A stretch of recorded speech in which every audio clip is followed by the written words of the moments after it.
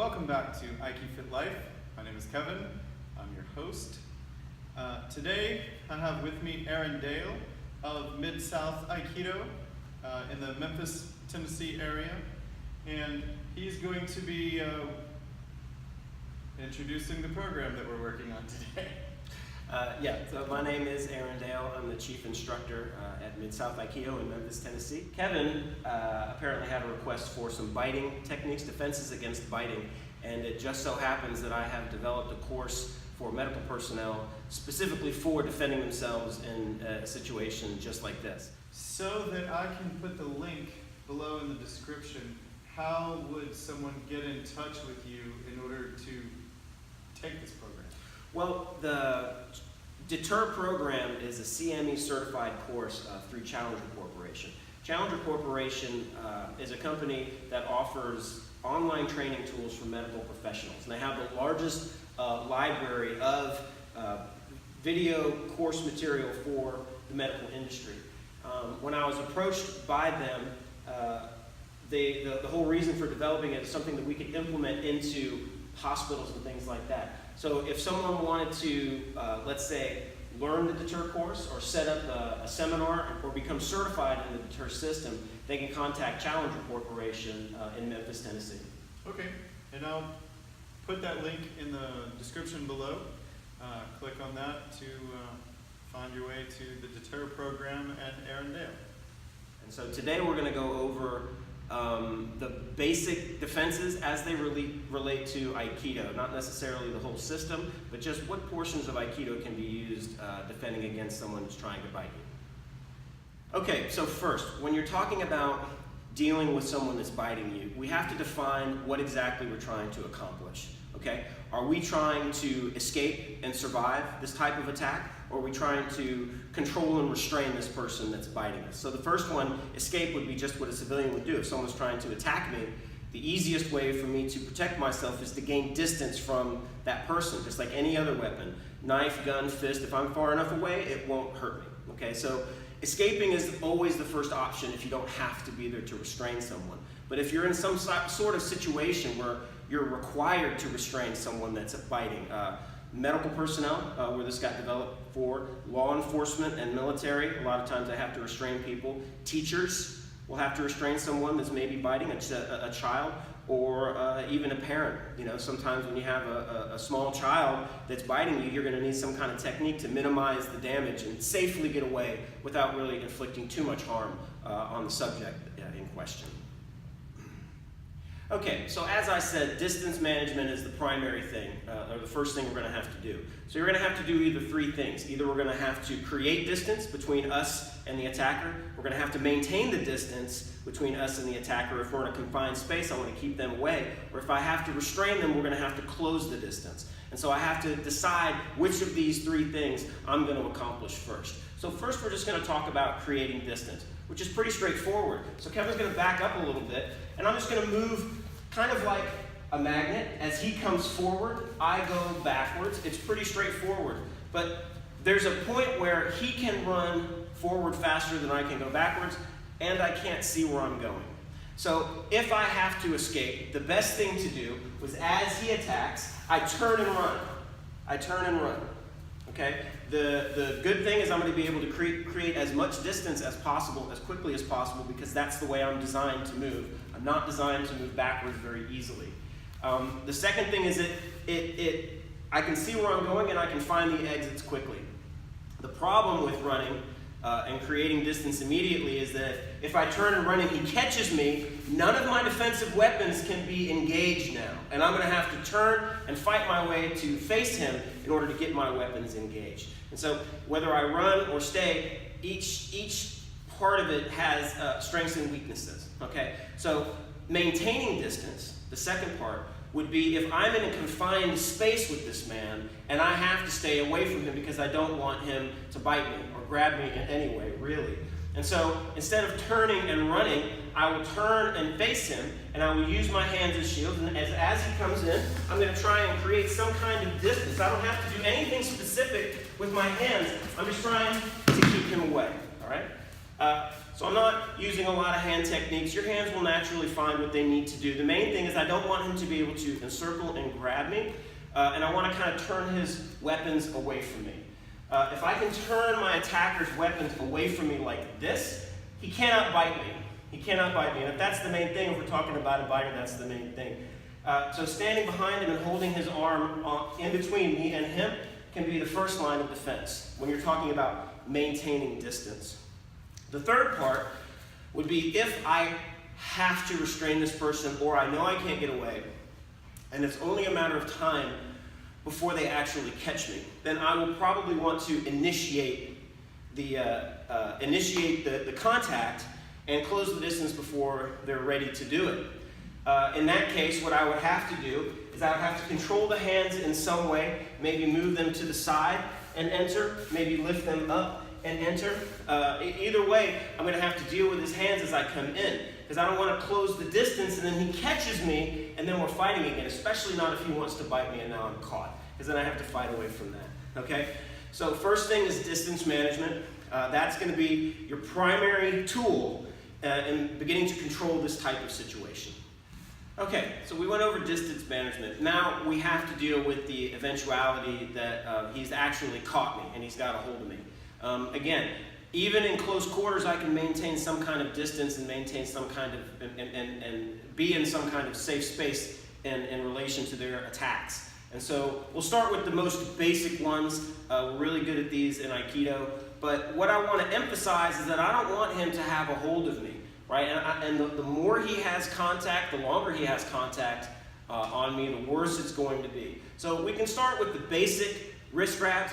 Just peeling it out, attacking the thumb. The fingers aren't connected to the thumb there, whereas if I try to go out the other way or pull straight back, it might be kind of difficult like this. So immediately as they grab, you can just come against the thumb. It's pretty straightforward. If we're talking about Aikido, any type of circular motion to perform Nikyo, anything like that is perfectly viable. If he's grabbing with both hands trying to get me, basics, you can just pull the hand out like that. You can drive the hand down and around.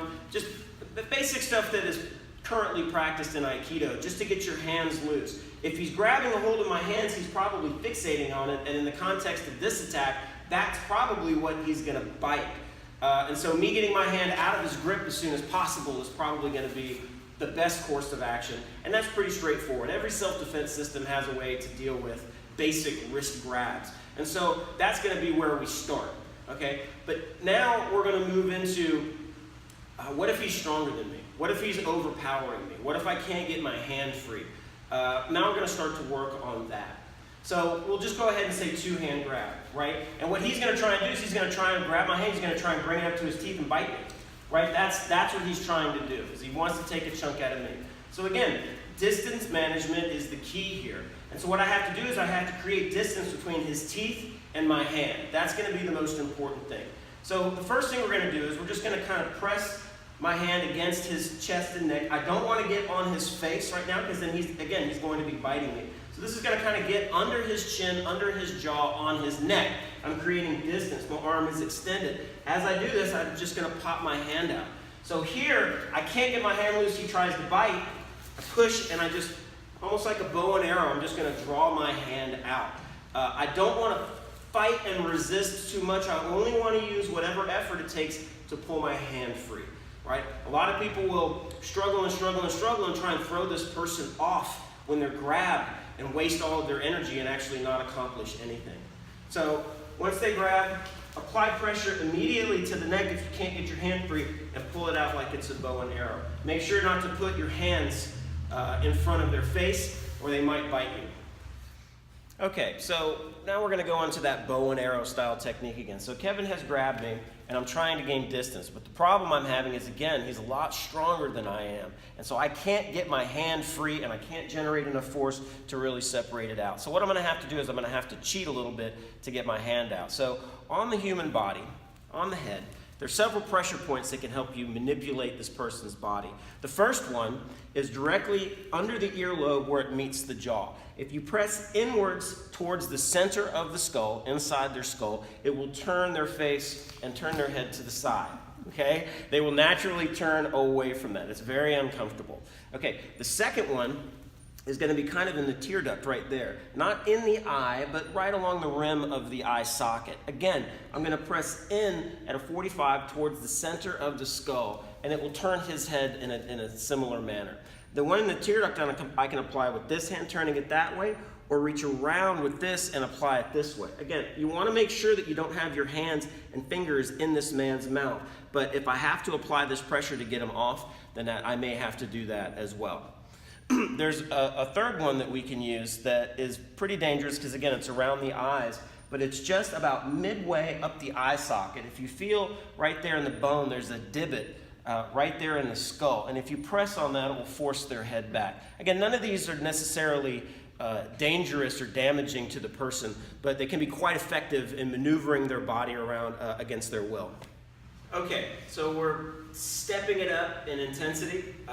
We're going to move into, he's got me with both hands, I can't get free, and he's biting me. He has his hands locked on, and I can't get my hand free. So how do I deal with that situation using Aikido in particular? First, I want to go over the actual technique, the Kihon Waza, the basic technique of Aikido that we're going to utilize to get this person to the ground so we can control them better. So we'll start, we're just going to do a two-hand wrist grab, right, because this is the one that we're going to use. We're going to use a style of throw called Kokyu-nage, or breath throw. So all I'm going to do is I'm going to step in and drive this first hand up. This will be the hand that he's biting. I drive up and turn, and this hand is just going to take the back of his neck, and I'm going to step back with this foot and bring him down to the ground, okay? Yeah, all right. So let's start that again. The whole thing? Yeah, no, we're not reading that. We'll just go from here. Okay, we'll start back here. Okay, so now we're going to escalate it in intensity. And so we're going to say that Kevin has now done a two-handed grab, and he's now currently biting me, and I can't get my hand free and I can't gain distance. Okay, so now we're going to find out, or we're going to talk about how we're going to get out of that. So the first thing I'm going to do is we're going to talk about what basic Aikido technique we're going to use to get this person to the ground. Okay, we're going to use a technique called Kokyu-nage. So he's going to grab both hands, and so the basic Kihon Waza, the basic technique is I'm going to slide this foot forward and drive this hand up. My other hand holds his shoulder or neck and turns in the opposite direction. As this comes up, then I step back, turn, and bring him down to the ground. Okay? So key points about this is I want to turn his spinal column like a cylinder. Right? I don't want him to go head over heels. I want him to spin in place, but I'm going to tilt him so he ends up spinning like this. It's very hard to keep your balance when you're rotating kind of horizontal to the ground. Okay, so I have my trusty protective glove. And so Kevin's going to go ahead and get a good grip. He's going to go ahead and put my hand in his mouth. So he's got a hold of me now, right? And I can't get my hand loose. Just like a dog bite, the first thing you want to do is as he's biting, I'm going to take this hand, and I'm going to press forward, and then I'm going to take the hand he's biting, and I'm going to push it into the back of his mouth. Let go for a minute. So essentially, I'm smashing his hand together. What I don't want is I don't want him to be able to pull, tear, and shake like a dog. That will cause injuries. He's already got a hold of me. I want to jam that into his mouth so I can minimize the damage that he's going to do. Also, once I gain control of his head like that, it's much easier to manipulate the rest of his body. So he's got me in like that. He's got a bite. I come like this. I'm going to step in, and I'm going to drive this elbow up and over. That's going to start the spin. Then I step back and take him to the ground. I don't let go. So now he's still biting me. He's got a hold of me. What I'm going to want to do at this point to get my hand loose, I'm not going to pull it out. I'm going to cover his nose and mouth, and I'm going to smother him until he's going to let go, and I'm pressing in. Once he can't breathe, the human body will automatically release whatever it's doing to try and take a breath. So even if he's under the influence of drugs or something like that, if I cut off his air supply temporarily, he opens his mouth to take a breath, then I can get my hand out. It's a very safe way of doing it. It might not be liability free, but this is worst case scenario. They're trying to bite my thumb off, so I have to minimize that as best I can. Okay, so we've gone over if they grab your hand and they try and bite your hand. Now let's get into if they've encircled your body, a bear hug of some kind, and they're still trying to bite you. And this is really terrifying. They're really close, especially if they have your arms pinned. but we're still going to go over some things that can help while we're doing this. So the first one we're going to do is just like a basic grab from behind. So he's going to come around and he's going to grab. My arms are not encircled, so I have my arms free. If he's trying to bite up, I'm going to want to lean forward a little bit and bring my shoulders up. So he can still bite my back, but I don't want him to bite my jugular, my ear, my face. I don't want him to do anything like that. So as he's grabbing me, if he's coming over to one side or the other, I can use elbows, strikes, to try and get him off. But that's really only postponing the inevitable, which means I have to get out of this grip. I cannot stay here because he's going to win eventually. He can pick me up, right? He can pick me up, he can suplex me, he can do all kinds of nasty things to me. So the first thing I'm going to do, just like any other attack like this, is I've got to fight the hands to get loose, which is pretty straightforward. It's going to take the hand on top. In this case, his thumb is exposed, so I can attack the thumb. If his thumb wasn't exposed, like grab around your wrist, like that. Like if I didn't have a hold of his thumb like that, maybe I can grab the finger and peel that off if he's a lot stronger than me. But basically what I want to do is I want to take the top hand and separate it from the bottom hand. I don't want to fight the hand that's underneath. I want to fight the hand that's on top. It's really easy just to kind of take it like this. I'm not going to try and separate it like this. I'm just going to push down on the hand. Use both of my hands, isolate on him, and push down. If he's really strong and I'm having trouble, maybe I can come over and I can get that thumb, and that'll start to open it up a little bit. But the main thing is I have to open that up. It's just like a car. I can't get out of the car until I get my seatbelt open. So when he grabs, I can come in here, I get that open, and I can come out. And then I've got all kinds of Aikido techniques right here if I want to use them. Okay, so now we're going to go over the bear hug if he's got a good hold of me with my arms trapped. So again, he comes around and he grabs me, just around the waist like this, right? This is really common, kind of rudimentary. So again, he's got me here. I can't push down on the hands like I did before. And again, if he's trying to bite my neck, let's say, hold on a second. Let's say if he's taller than me, right? If he's taller than me and he's biting me, he has easy access to my ear, my face. So I want to lean forward, bring my shoulders up as best that I can. Then again, I'm going to attack whatever I can find. So I'm in here, I'm fighting the hands. Once I get the hands free, then I can come out and I can apply technique. Okay, so size doesn't really matter. The fundamentals remain the same. So he's going to grab a hold of me. He's going to encircle me. I got my head down, my shoulders up as best I can. Reach up, open that hand, and then turn out. Then you'll have technique there. But the first thing we've got to do is break their grip and create some distance. So now we're going to explore what happens if you get bear hugged from the front, which is pretty darn scary. So the first one, again, we're not going to have our hands encircled like we did before. So as he comes to grab, my hands are here. So he's got a hold of me, but I've got my arms in play.